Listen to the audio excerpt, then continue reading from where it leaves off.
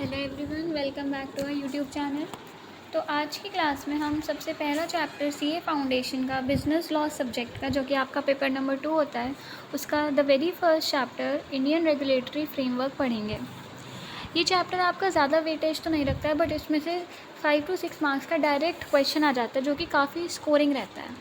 अभी आपके सितंबर 2024 का अटेम्प्ट हुआ था, तो उसमें से एक डायरेक्ट क्वेश्चन आया था कि इस वाले उस टॉपिक से, जो कि था तुम्हारा टाइप्स ऑफ लॉ, कितने टाइप्स ऑफ लॉ होते हैं। डायरेक्ट 6 मार्क्स का क्वेश्चन आया था। ऐसे ही जून 2024 के अटैम्प्ट में बिल्कुल एक डायरेक्ट क्वेश्चन आया था 6 to 7 मार्क्स का। तो ये एक काफ़ी स्कोरिंग चैप्टर है, इसको बिल्कुल भी छोड़ के जाना नहीं चाहिए। तो आज हम स्टार्ट करेंगे। सबसे पहले इस चैप्टर की आप मेन चीज़ पढ़िए, ज़्यादा इस चैप्टर में टाइम लगाने की ज़रूरत है नहीं। सबसे पहला टॉपिक है व्हाट इज़ लॉ। लॉ क्या होता है? किसी भी कंट्री में हम लॉज क्यों बनाते हैं?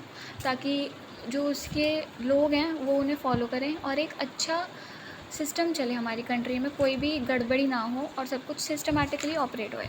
तो law is a set of obligations and duties.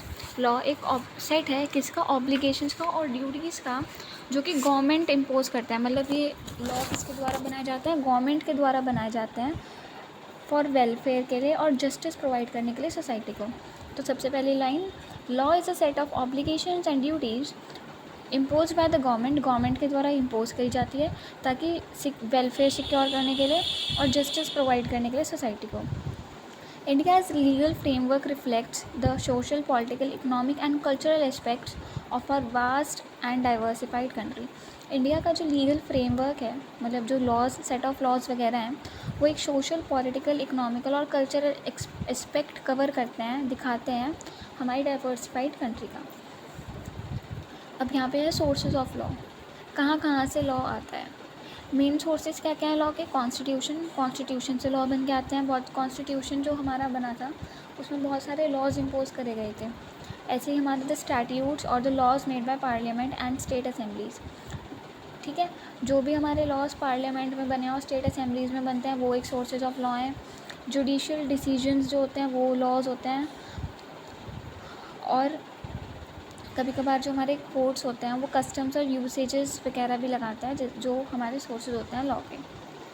अब यहाँ पे लिखा है, you must be aware that India is a parliamentary democracy. India हमारी डेमोक्रेटिक कंट्री है। हमारे पास कॉन्स्टिट्यूशन है, we have a constitution which is the basis and source for all law. हमारा जो कॉन्स्टिट्यूशन है वो एक बेसिस है हमारे सारे लॉज का, जो भी कंट्री में है। We elect our representatives to the parliament as well as to the legislative assemblies of various states. हम जो होते हैं हमारे रिप्रेजेंटेटिव्स इलेक्ट करते हैं पार्लियामेंट के और लेजिस्लेटिव असेंबली के। ठीक है, these representatives of the people make laws in the parliament.